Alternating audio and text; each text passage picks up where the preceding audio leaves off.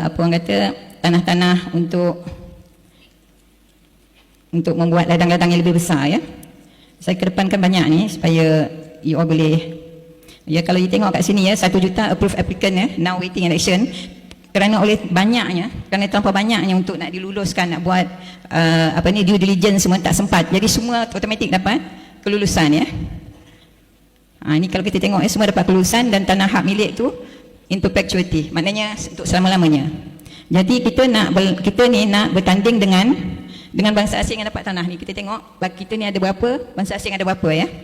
Ini contoh saja, ya. Ini contoh di Perak.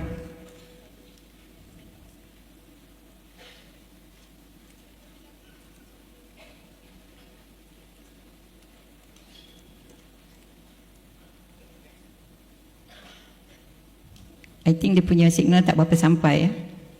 Okay, this is another big one, ya, yang paling besar sekali. Nama pun ada, Lee Am Sam ni, 500,000 hektar di Pahang saya rasa di sini, dan di Perak, waktu di Deka ni semua banyak lah. Jadi kita nak bandingkan, kita nak berlawan dengan orang yang macam ni, dengan tanah yang kita ada yang 50% yang sepatutnya tanah hak kita, tanah Rizab Melayu tu, ya, itu pun diambil oleh kerajaan, ya. Jadi yang kita ni nak berlawan dengan mereka yang telah berjaya tanpa kita sendiri ada tanah untuk kita nak mulakan perniagaan ke ataupun nak buat sesuatu, ya. Jadi tanah yang dimajukan oleh kerajaan di-share dengan orang lain, tanah kita. Tapi tanah dia, tanah kita, tanah dia juga. Itu apa yang berlaku hari ini, ya.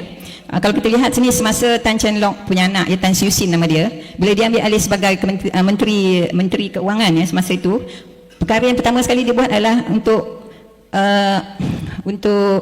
memastikan lebih ramai lagi bangsa dia untuk mendapat tanah. Kalau kita lihat di Melaka, sebab Tan Siu Sin ni daripada Melaka, ya, 1430 yang meminta, 1430 yang dapat, ya. Maknanya kita ni nak berlawan. Mereka telah lama jauh ke hadapan, ya, berbanding dengan kita baru nak mula, dan kita punya collateral tak ada collateral, ya. Kita nak gunakan tanah Rizab Melayu ni, kita nak mohon pada kerajaan tanah Rizab ke apa dah tak ada lagi dah. Jadi kalau kita nak mohon balik pada kerajaan supaya kerajaan ganti balik tanah yang dah dijual oleh kerajaan bila kita tegur dia pasal tanah Rizab Melayu ni, untuk memulangkan tanah Rizab Melayu ni, jawapan mereka adalah orang Melayu banyak jual tanah Rizab Melayu. Sebenarnya yang menjual tanah Rizab Melayu family, ya, hanya segelintir sahaja. Mereka yang kesempitan keuangan dia jual tanah Rizab Melayu. Tapi kalau dijual kepada orang Melayu tak apa, kalau dia jual ataupun pajak kepada bangsa lain, itu yang menjadi masalah. Tapi yang paling rampant, ya, menjual tanah Rizab Melayu ni ada kerajaan sebenarnya. Kerajaan sendiri. Jadi banyak dah, kawan-kawan banyak yang bercakap dengan saya, Zaharah tak payahlah cakap lagi pasal tanah Rizab Melayu ni, sebab dah banyak dah buat seminar-seminar tentang tanah Rizab Melayu ni.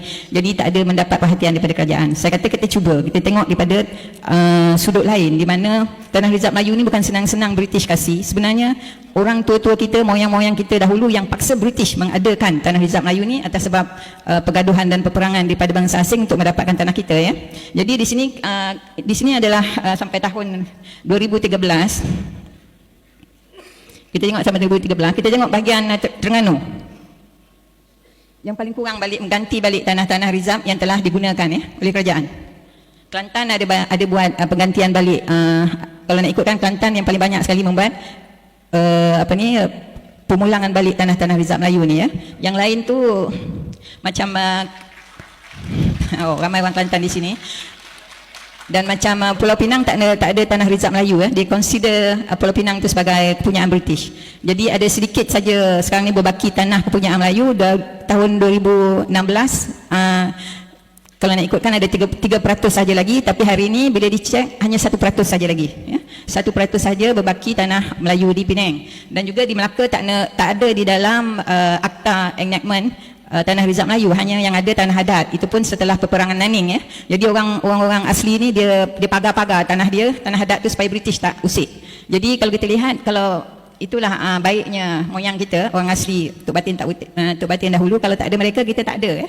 Kita tak ada tanah-tanah ni yang berbaki. Tanah bermula dengan tanah adat, lepas tu baru tanah Rizab Melayu, ya. Jadi di sini kalau kita lihat, ya, di Kuala Lumpur pun dah tak ada lagi tanah Rizab Melayu, hanya berbaki sedikit di Kampung Baru. Kampung Baru kita tidak boleh iktiraf itu sebagai tanah Rizab, bekas itu adalah tanah pertanian untuk Melayu lain, ya.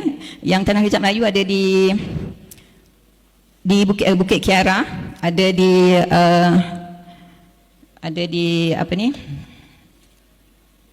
di Kayu Ara, yang di mana mereka sekarang ni bina bangunan-bangunan rumah-rumah pangsa ataupun rumah-rumah berderet tu. Saya tengok yang mengusahakan Tanah Rizab Melayu adalah bangsa asing, dan telah ditukar kepada syarikat, dan syarikat tu buat perumahan. Sama juga macam di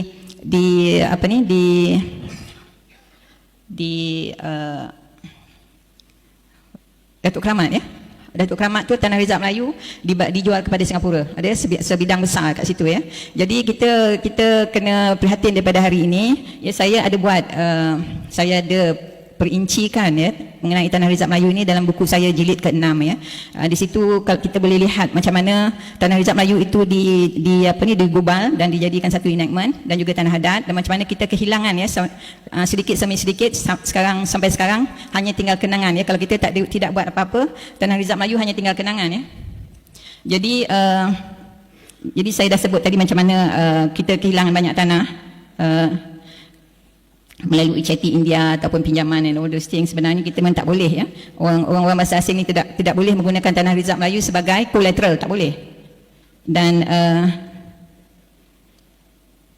macam mana, ya, tanah-tanah Rizab Melayu ditarik balik, ya, revoke oleh kerajaan dan oleh bermula dengan British. Walaupun dia iktiraf, dia bagi kita 50%, tapi slowly dia ambil balik, dia revoke. Mana tanah-tanah yang ada nilai seperti ada emas ataupun ada timah, yang itu dia revoke balik, dia ambil balik, ya. Jadi tak ikhlas, ya. Sampai ke hari ini the same thing yang berlaku, ya.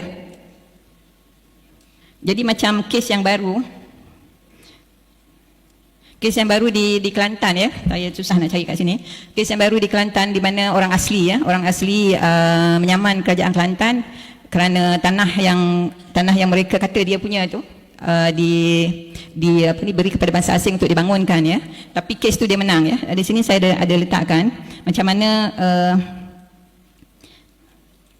mereka menang kes tu, ya. Yang ni mustahak saya nak kedepankan.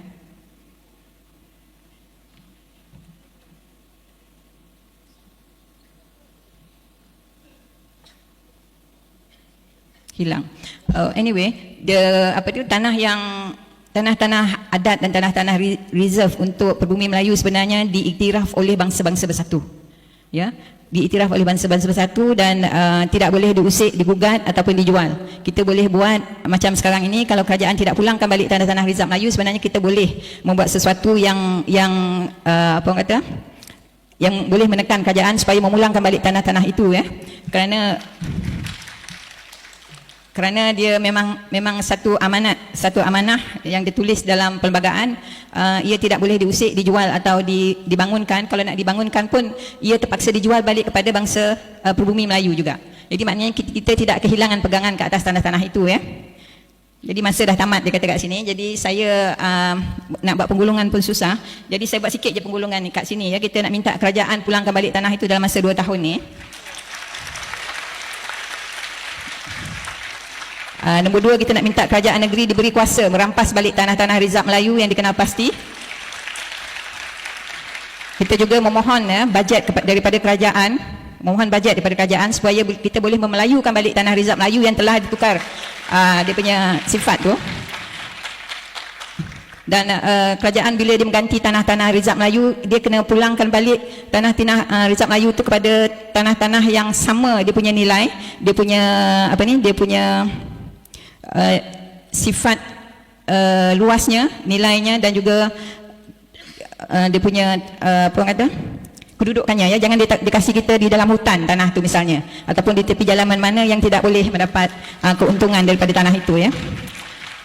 Dan supaya Perdana Menteri, ya, mengeluarkan satu arahan tegas kepada Menteri Besar dan Barisan Esko supaya mengikut enactment Tanah Rizab Melayu, mengikut undang-undang. Dan kalau mereka tidak mengikut undang-undang, mereka akan dikenakan undang-undang, ya. Dan kerajaan wajib berhenti mengambil terus tanah-tanah Rizab Melayu untuk dibangunkan, ya. Tibalah pula masanya untuk kerajaan membangunkan tanah-tanah swasta lah pula, ya. Beli tanah-tanah swasta ni.